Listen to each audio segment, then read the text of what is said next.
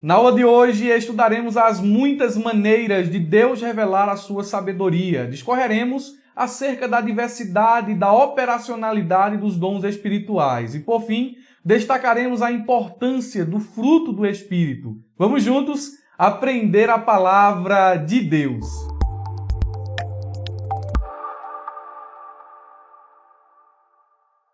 Queridos irmãos, quero cumprimentá-los com a paz do Senhor Jesus. Eu sou Murilo Alencar e com muita alegria estamos iniciando mais uma pré-aula da Escola Bíblica Dominical. Já quero informá-los que o subsídio que estarei utilizando durante esta pré-aula está disponível na descrição do vídeo. Tem um link azul aí embaixo, cliquem e façam download desse material. Nele há vários comentários e referências bíblicas que não tem na lição, os quais certamente complementarão seu conhecimento acerca do assunto abordado. É de graça, não custa nada. Junto ao link para adquirir o subsídio, deixaremos outro link que é o do curso O Pregador e a Pregação. Pause o vídeo, não fique de fora, clique no link, conheça o curso, veja quem são os professores, qual é a didática das aulas e, sobretudo, qual o valor dessa ferramenta. Ao adquirir o Pregador e a Pregação, os irmãos terão conhecimento nas áreas teológicas de exegese, hermenêutica, homilética, bibliologia e outras coisas mais. Não fique de fora, seja mais um aluno do Pregador e a Pregação. Sem mais delongas,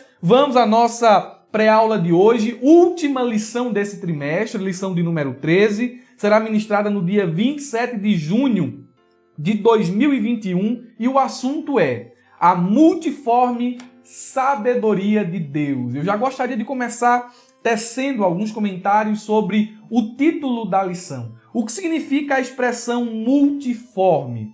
Multiforme tem o significado ou o sentido de muitas maneiras, aquilo que é capaz de possuir várias formas, aspectos, estados, que se expressa ou se manifesta de diversos modos. Em outras palavras, o título da lição pode ser o seguinte: as muitas maneiras de Deus revelar a sua insondável e grandiosa sabedoria. Olha o que diz Daniel, capítulo de número 2, versículo 21 ao 22, na Bíblia King James atualizada. O texto diz: ele muda as épocas e as estações, destrona reis e os estabelece, dá sabedoria aos verdadeiros sábios e entendimento aos que buscam discernir e conhecer. Revela os mistérios profundos e enigmas ocultos. Conhece o que jaz nas trevas,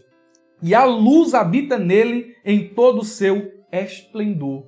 Deus é a fonte de toda a sabedoria. A sabedoria que o sábio tem, o verdadeiro sábio, deriva-se de Deus. Deus é mais sábio do que o sábio, ele é mais profundo do que a profundidade. Não há mistério que lhe seja oculto, nem enigma que Deus não seja capaz de conhecer ou de resolver. A sabedoria de Deus, ela é infinita e ela se manifesta de muitas maneiras e nós veremos isso na nossa última lição deste trimestre. O nosso texto áureo nos diz assim: para que agora, pela igreja, a multiforme sabedoria de Deus seja conhecida dos principados e potestades no céu. Efésios capítulo 3, versículo de número 10. Na versão NVT, o texto está da seguinte maneira: o plano de Deus era mostrar a todos os governantes e autoridades nos domínios celestiais,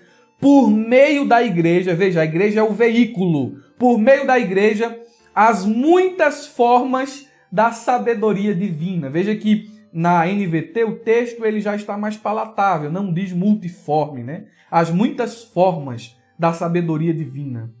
Na versão Palavra Viva, um texto bem interessante, o versículo está assim: o propósito de Deus em tudo isso era usar a igreja, novamente a igreja aqui como um veículo da revelação de Deus, a igreja como um veículo que demonstra a sabedoria divina. E ele diz, para mostrar a sua sabedoria em todas as suas formas diferentes, aos poderes e autoridades nos lugares celestiais. E eu anotei aqui um comentário sobre o nosso texto de ouro que diz o seguinte: a igreja é o agente da revelação da multiforme sabedoria de Deus. E o Warren Wiersbe, ele vai dizer em seu comentário o seguinte: a expressão multiforme sabedoria no texto original tem o sentido de variegado ou multicolorido, indicando a beleza e a variedade da sabedoria de Deus no grande plano de salvação.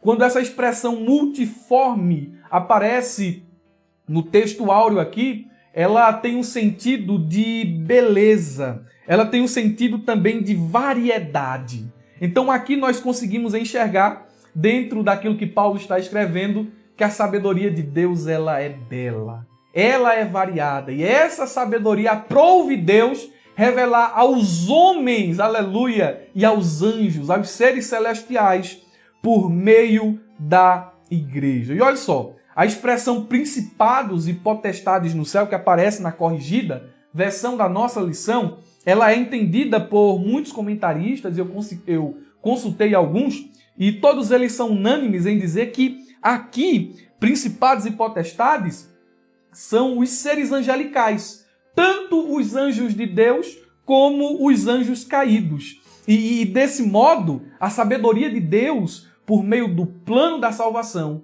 por meio das suas multiformes manifestações, das suas muitas manifestações, é motivo de espanto e de admiração por parte dos homens e dos anjos. Os anjos têm uma sabedoria muito maior do que a dos homens. No entanto, diante da sabedoria de Deus, eles ficam espantados.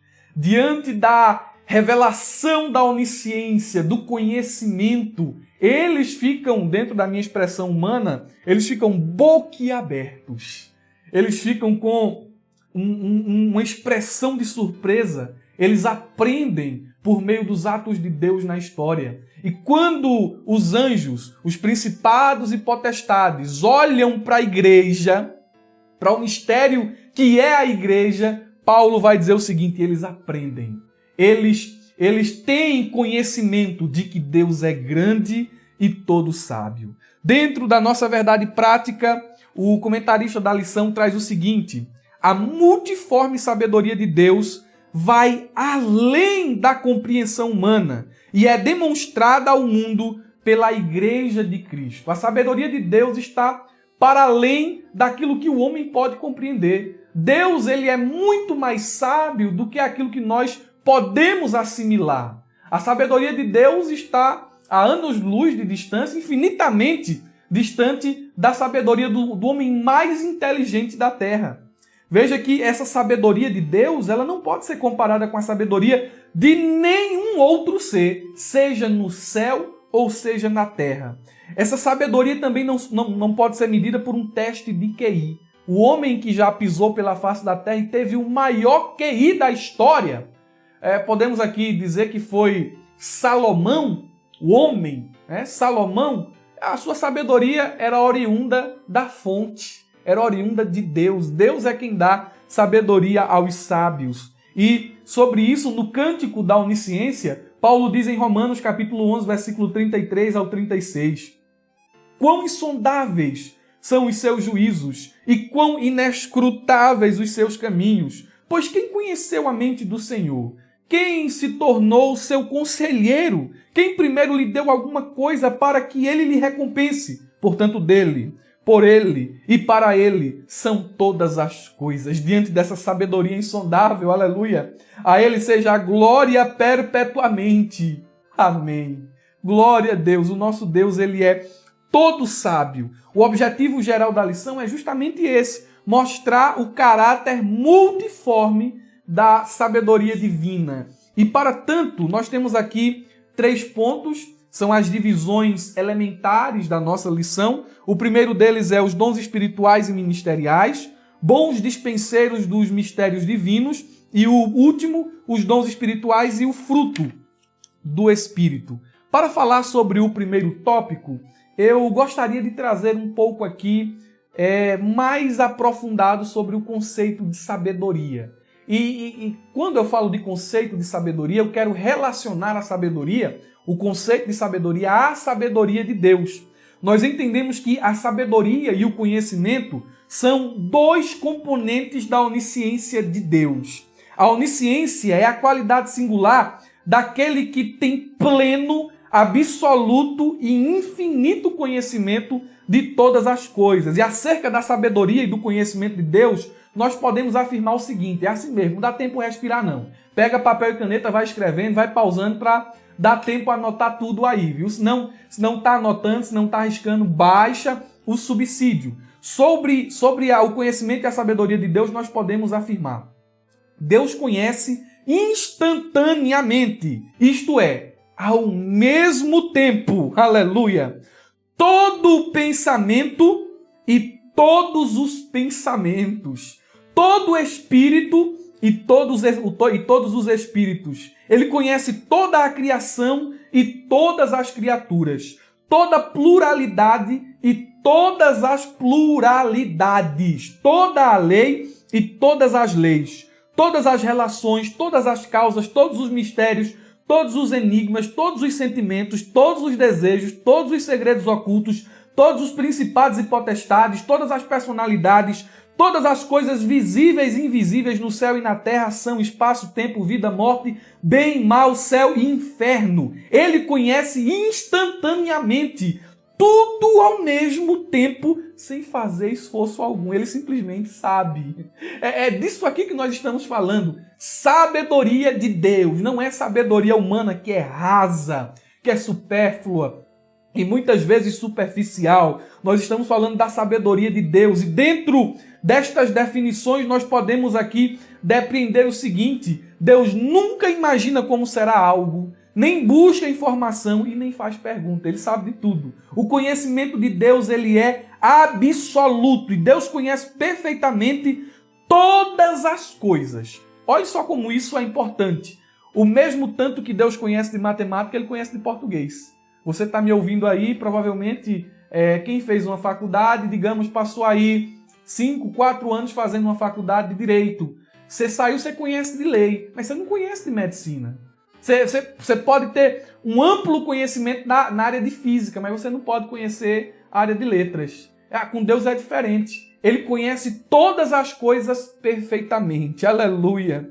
Glória a Deus. Ele não conhece uma coisa melhor que outra, mas tudo igualmente. Desta forma, nós podemos afirmar que ele nunca descobre nada, ele nunca se surpreende, aleluia. Deus nunca se assusta, e só se assusta quem não conhece o futuro, quem não conhece aquilo que está adiante. O susto, ele vem de algo inesperado. Mas Deus nunca se assusta, ele nunca se desespera, ele nunca se esquece de nada e ele nunca erra. É desse tipo de sabedoria aqui que nós estamos discorrendo. A multiforme sabedoria de Deus. E trazendo esse conceito para dentro da lição, essa sabedoria, ela é revelada no meio da igreja por meio do plano da salvação, que é o sentido do texto que está em Efésios capítulo 3, versículo 10, o nosso texto áureo. No entanto, nós pegando aqui uma justa posição e falando sobre dons espirituais e ministeriais e fazendo um acréscimo dos assistenciais, nós entendemos que por meio da diversidade e operacionalidade dos dons, a multiforme sabedoria de Deus ela é revelada. Na Bíblia e, sobretudo, no Novo Testamento, nós encontramos menção de pelo menos 21 dons espirituais. No entanto, quando olhamos para o Antigo Testamento, nós encontramos ali vestígios de que lá no Antigo Testamento haviam capacitações sobrenaturais de Deus. E observem aqui, eu vou dividir os 3 grupos aqui, dons assistenciais, os que são os dons de serviço. Essa lista, ela encontra-se em Romanos, capítulo 12, versículo 6 ao versículo de número 8. No transcorrer desse trimestre, nós não falamos sobre os dons assistenciais, mas vou apenas citá-los aqui para conhecimento dos irmãos. Contribuição, serviço, ensino, exortação, liderança, misericórdia, ajuda e administração. São dons assistenciais. Lembrando que esses dons aqui, eles não são oriundos de uma habilidade que eu posso adquirir por meio do esforço. Não. É uma capacitação espiritual. Tanto os assistenciais, os espirituais e os ministeriais. Não é algo aprendido. É graça recebida. Os dons espirituais estão em 1 Coríntios, capítulo 12, versículo 27 ao 31, que são palavra de sabedoria, palavra de ciência ou conhecimento. Se você não tem uma noção do que sejam esses dons espirituais, nós comentamos durante esses 3 meses sobre cada dom desse aqui em particular. Se você olhar na playlist do canal Abrajaula, você verá que nós temos ali uma aula específica sobre cada dom espiritual e cada dom ministerial, onde discorremos sobre as possibilidades, sobre os conceitos e como esses dons eles aparecem dentro da Bíblia Sagrada. Veja lá, palavra de sabedoria, ciência, depois discernimento, fé, curas, dons de curar, plural, dons de maravilhas, plural, profecia, variedade de línguas e interpretação. Os dons ministeriais talvez estejam aí mais fresquinhos na memória dos irmãos, que são apóstolos, profetas, evangelistas, pastores e mestres. E depois que terminamos os dons ministeriais, falamos sobre as 2 funções, não dons, 2 funções eclesiásticas, que é o presbítero e o diácono. E dentro dessa diversidade, nós enxergamos a sabedoria de Deus. Aleluia! Deus ele se manifesta no meio da sua igreja e no meio da operacionalidade dos dons o homem pode conhecer e reconhecer que ele é todo sábio, ele é todo poderoso. E olha só, ainda dentro do tópico de número 1, cumprindo o objetivo do tópico de número 1, que é explicar o caráter diverso dos dons espirituais e ministeriais. E, sobretudo, como esses dons revelam a grandeza da sabedoria de Deus. O propósito dos dons. Propósito, segundo o dicionário Oasis da língua portuguesa, significa intenção de fazer algo, projeto, desígnio, aquilo que se busca alcançar quando se faz alguma coisa, objetivo, finalidade, intuito, aquilo que alguém se propôs, porque se decidiu, decisão, determinação, resolução. É isso aqui que significa propósito. E dentro de cada propósito, com relação aos dons espirituais, ministeriais e assistenciais, a sabedoria de Deus ela é revelada. A sabedoria de Deus ela é demonstrada. Os dons espirituais eles têm um propósito definido por Deus. E esses propósitos são, primeiro, edificar a igreja. Quando a igreja é edificada por meio da operacionalidade dos dons, a sabedoria de Deus, ela se evidencia. Bendito seja o nome de Jesus. O segundo propósito dos dons espirituais é edificar o crente. Aleluia! Deus tem o seu jeito sábio de trabalhar e Ele usa os ministérios que estão lá em Efésios capítulo 4, versículo 11 ao 12, para promover edificação, para promover raízes aos crentes, para que eles estejam firmes e não levados por todo o vento de doutrina. E através dos ministros que Deus levanta, a sua sabedoria, ela mais uma vez se evidencia no meio da igreja. Os dons têm a finalidade de capacitar os crentes a testemunhar de Cristo. Aleluia! E quando o crente testemunha de Jesus e anuncia o plano da salvação de Deus, o crente está sendo um dispenseiro de mistérios antes ocultos a homens e a anjos, aleluia! E o homem, quando fala das maravilhas de Deus e do plano da salvação de Deus, essa pregação, ela é confirmada por meio do poder do Espírito Santo, que é a manifestação dos dons espirituais ali. A sabedoria do Deus eterno, ela é revelada. Aleluia! O propósito dos dons é a glorificação do Senhor Jesus, também a confirmação da palavra de Deus, aleluia, o crescimento da obra de Deus em qualidade e quantidade. Aqui estão todas as referências dentro do nosso subsídio. Ainda podemos dizer que a finalidade dos dons é a unidade da fé e do conhecimento de Jesus, a maturidade cristã e a utilidade no serviço cristão. Bendito seja o nome de Jesus, ele se revela. Glória a Deus por meio do seu Espírito, através do poder sobrenatural que ele manifesta na vida individual de cada crente e no coletivo da igreja. Bendito seja o nome de Jesus. E meus irmãos, eu penso que, feito esses comentários, nós conseguimos atingir o propósito do tópico de número 1. Com relação ao tópico de número 2, que traz aqui a seguinte epígrafe: bons despenseiros dos mistérios divinos. O pastor Renovato, ele coloca 3 subpontos aqui, com sobriedade e vigilância. São características do dispenseiro. Amor e hospitalidade. E o dispenseiro deve administrar com fidelidade a graça, o dom, os presentes que ele recebe de Deus. Eu queria trazer aqui um conceito, primeiro embasando o meu pensamento daquilo que vou falar em um versículo bíblico que está em 1 de Pedro, capítulo 4, versículo de número 10. Note essa referência muito importante, por sinal, que diz: servi uns aos outros, cada um conforme o dom que recebeu. Você recebeu um dom para serviço, não para exaltação. E você, como bom dispenseiro, deve servir aos outros conforme o dom que você recebeu. Como bons dispenseiros da multiforme graça de Deus. É o que Pedro escreve aqui aos seus leitores. E o termo despenseiro que Pedro utiliza aqui neste versículo deriva-se do grego oikonomos e significa mordomo da casa. Esse termo é muito apropriado para descrever o papel dos servos de Deus. Ninguém é dono de nada. Você não é dono do dom.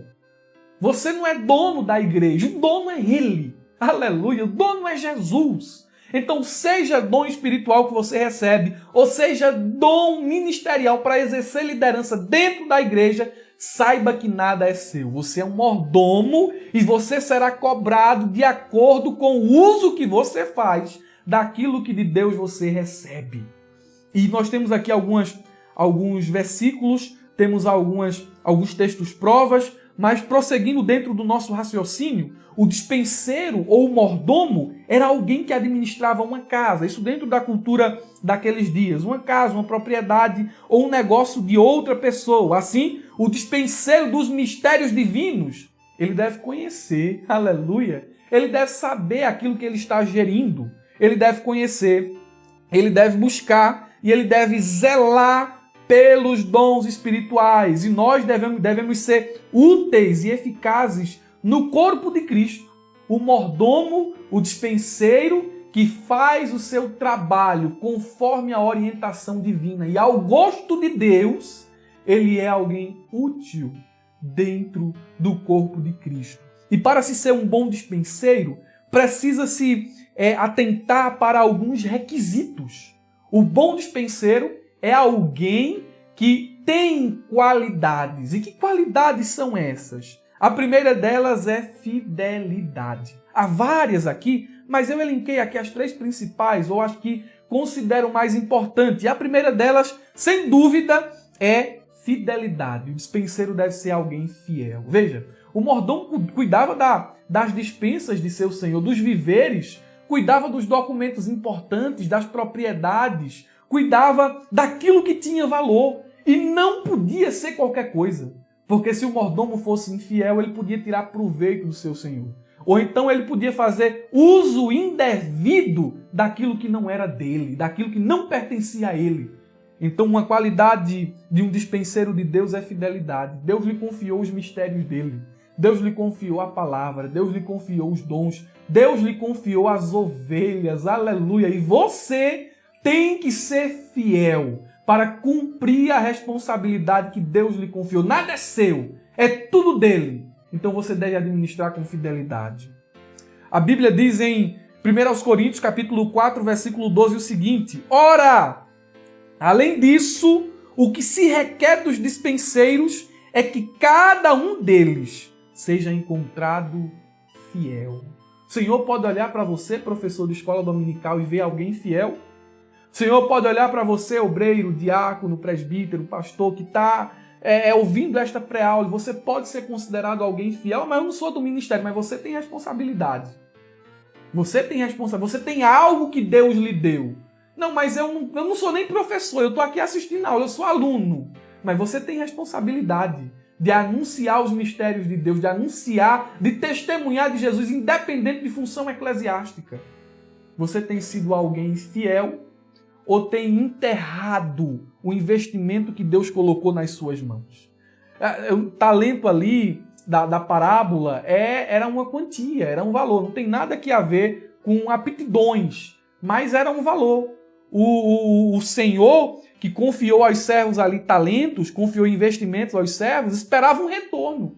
Esperava que eles multiplicassem o valor que recebeu.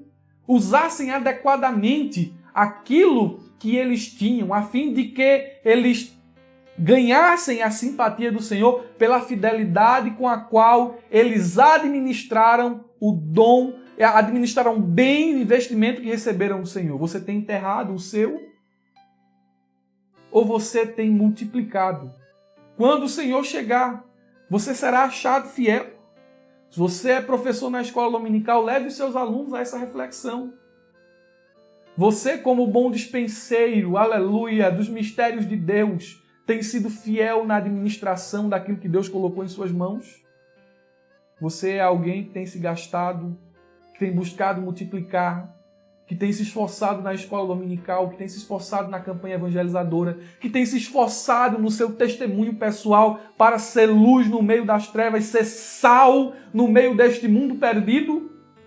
Glória seja dada ao nome de Jesus. A segunda característica de um dispenseiro é diligência. O dispenseiro deve ser alguém diligente. A Bíblia diz em 2 de Pedro, capítulo 1, versículo 10, o seguinte: por isso, irmãos, procurai com diligência cada vez maior. Ora, se ontem eu fui diligente, eu fui zeloso no meu proceder, no meu viver, no meu administrar, no meu trabalhar, eu tenho que procurar crescer nisso. Nunca estará bom para um dispenseiro fiel, ele vai procurar sempre melhorar. É o que Pedro está dizendo aqui.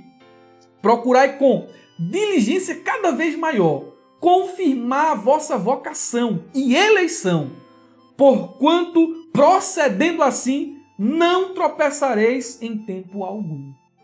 O despenseiro deve ser diligente. E aquele que é diligente, geralmente, não se embaraça, não tropeça com coisas dessa vida, não fica preso a, uma expressão do sertão, a mugangas, não fica preso a coisinhas pequenas, aquele não se embaraça, ele prossegue, firme no seu trabalho, olhando para Jesus. Ele não desanima quando vêm os obstáculos, ele não para quando surgem as lutas, ele não entristece quando as críticas bradam em voz altissonante, ele permanece ali, ó. A minha vocação, o meu chamado, eu não paro, não desisto. Deus me confiou, Ele quer que eu multiplique, eu vou fazer, eu vou trabalhar, eu estou fazendo a minha parte. O dispenseiro deve ser diligente. E diligência é o mesmo que dedicação, que esforço. O dispenseiro descuidado é um mau dispenseiro. Não é digno de exercer o cargo. O dispenseiro diligente, ele é ativo, é zeloso e também dinâmico. Outra característica do dispenseiro é a honestidade. Veja, o dispenseiro que cuidava dos viveres, que já tenho falado aqui, me desculpem me tornar repetitivo, que cuidava daquilo que tinha valor para alguém, ele tinha que ser uma pessoa honesta. Ele não podia ser desonesto. A Bíblia diz em 2 Coríntios, capítulo 8, versículo 21, o seguinte: Pois o que nos preocupa é procedermos honestamente. Veja, quem está falando isso é Paulo. Procedermos honestamente, não só perante o Senhor, como também diante dos homens. Dispenseiro é alguém que tem testemunho diante de Deus e diante dos homens.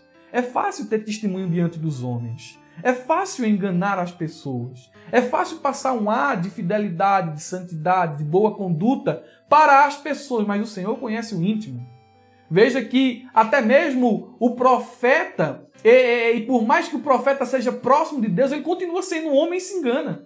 Exemplo de Samuel. Chegou na casa de Jessé e disse: esse aqui quem Deus tem escolhido. Deus disse: espera aí, está vendo o exterior, eu vejo o coração. Por mais que o homem se aproxime de Deus, ele ainda continua sendo homem. Ele ainda continua sujeito a ser enganado. E tem muita gente, convenhamos, que é especialista em enganar o diácono, é especialista em enganar o presbítero, é especialista em enganar o pastor, mas ninguém engana a Deus. Deus conhece o que está no coração. Então, é o que Paulo está dizendo aqui em 2 Coríntios, capítulo 8, versículo 21. O dispenseiro, ele tem que ser alguém que procede honestamente diante dos homens e também diante de Deus. Honestidade. Como bons dispenseiros de Deus, ele nos pedirá conta e nos julgará pela nossa honestidade no uso daquilo que ele nos confiou. Podemos ser considerados desonestos se enterrarmos o nosso talento no descanso e no comodismo. Glória a Deus. Deus conhece o que é desculpa. Não posso hoje. Não dá. Ai, senti uma dor. Ai, eu estou doente. Ai, aquilo outro. Ai, Deus conhece. Deus conhece de longe. Eu vou falar um negócio aqui que vai talvez tocar na ferida de alguns aí. Não vou para a escola dominical hoje não, porque estou doente. É a justificativa que dá o dirigente. Será se é isso mesmo? Olha para mim aqui. É isso mesmo ou tu não estudou a lição? Ou tu não teve vontade de parar para estudar a revista e aí não quer chegar lá despreparado por conta de preguiça, de comodismo? Aí mente. Não vou porque estou doente. Não vou por isso e por aquilo. Engana o dirigente, mas não engana Deus não. Dispenseiro de Deus tem que ser honesto. São as características de um verdadeiro dispenseiro. Podemos falar mais aqui sobre pureza, humildade, entre outras, mas separei essas 3 aqui que considero as principais. O tópico de número 3, ele foge um pouco da finalidade daquilo que temos para falar, porque ele trata dos dons espirituais e o fruto do Espírito. E seria necessário, lógico, pelo menos um trimestre falando sobre os frutos do Espírito. No entanto, cabe-nos aqui trazer alguns conceitos que ajudarão os irmãos a terem um comentário, um parecer sobre o tópico de número 3 de nossa revista. Olha só o que é que diz aqui dentro do subsídio. Os dons espirituais são de extrema relevância para que a igreja cumpra a sua missão aqui na terra. Os dons espirituais, eles dinamizam a igreja. Já pensou uma igreja com palavra de conhecimento, palavra de sabedoria, gente com dom ministerial disso, daquilo? É uma igreja muito dinâmica. É uma igreja que avança. Mas há aqui uma observação a ser feita, um adendo. Mas eles não são mais importantes do que o fruto do Espírito. Não é. Todos os dois são importantes? São. Tem gente que vai dizer que dom e fruto têm a mesma importância. Amém. Respeito a opinião. Todos os dois são importantes, eu concordo com isso. Os dons são importantes. No entanto, os frutos, eles devem ter primazia. Ah, meu irmão Murilo, por que os frutos têm que ter primazia? Porque quem tem fruto tem dom. Agora, quem tem dom pode não ter o fruto. Deu para entender por que é que o fruto ele é importante? Porque o fruto diz respeito a caráter, diz respeito à vida da pessoa. A Bíblia diz lá em Mateus, capítulo 7, versículo 21 a 23, que ali haviam pessoas que tinham dons, mas não tinham fruto. A Bíblia vai dizer nesses versículos que o Senhor falou acerca dessas pessoas ali, que profetizavam, expulsavam demônios e faziam maravilhas. Aí Jesus vai dizer assim, vocês fazem tudo isso, mas eu não conheço vocês. Aliás, sei o que vocês fazem. Saiam daqui, vós que praticais a iniquidade. Quem tem fruto não vive vida de iniquidade. Agora, quem tem o dom, pode sim viver uma vida longe daquilo que Deus determina que é a conduta do crente. É por isso que Jesus, ele dá essa sentença severa aqui em Mateus capítulo de número 7, 21 ao 26. Logo, devemos ser abundantes nos dons, mas acima de tudo, devemos ser frutíferos. Porque não é pelo dom que se conhece a árvore, que se conhece o crente. Ah, prega que é uma beleza, canta que é uma beleza, profetiza, olha, tem revelação, tem discernimento, tem isso, tem aquilo. Não é pelo dom que se conhece o crente, mas é pelo fruto que ele produz. É pelo fruto.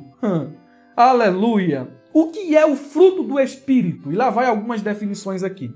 São virtudes e qualidades manifestadas pelo Espírito Santo na personalidade do crente, caráter. O fruto do Espírito é a verdadeira característica da vida cristã. E se os irmãos querem conhecer um pouco do fruto do Espírito, eu convido os irmãos a ler o texto de Gálatas, capítulo 5, versículo de número 22. Ali é o amor em ação. Todas as características ali estão submissas ao amor. Ali está o fruto do Espírito. E contra aquelas coisas ali, Paulo disse, não há lei. É o fruto do Espírito. Prosseguindo aqui, dentro do nosso subsídio, nós podemos dizer o seguinte: o fruto do Espírito é o resultado na vida daqueles que participam da natureza divina, ou seja, dos que estão ligados a Cristo, a videira verdadeira. Assim, passamos a obter uma nova natureza, porque fomos gerados não de semente corruptível, mas da incorruptível pela palavra de Deus viva e que permanece para sempre. 1 de Pedro, capítulo 1, versículo de número 23. Pelo fruto do Espírito manifestado na vida diária do crente, é que o cristão dá evidência da vida de Cristo em seu interior.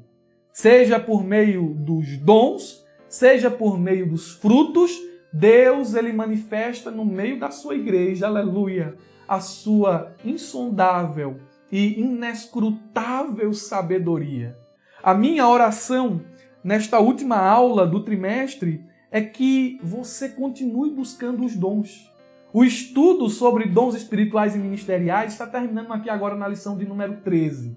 Mas a oração para que a operação dos dons seja cotidiana, seja constante no meio da igreja não pode cessar. Que essa lição lhe ensine a ser um crente que ora todos os dias para que Jesus manifeste a sua glória, para que o Espírito Santo manifeste o seu poder no meio da igreja por meio da operacionalidade dos dons espirituais, tanto por meio de nossas vidas, como por meio da vida da igreja, dos outros irmãos. Eu quero agradecer de coração a todos os alunos e alunas que fielmente nos acompanharam aqui durante esses 3 meses na Escola Bíblica Dominical. Fica aqui a minha gratidão. Não tenho como pagar a vocês. O que peço é que os irmãos deixem um like, compartilhem o vídeo com mais alguém, compartilhem o vídeo nas redes sociais, nos grupos de WhatsApp, nos ajudem a promover a educação cristã. Mando um abraço especial para os irmãos da EBD+.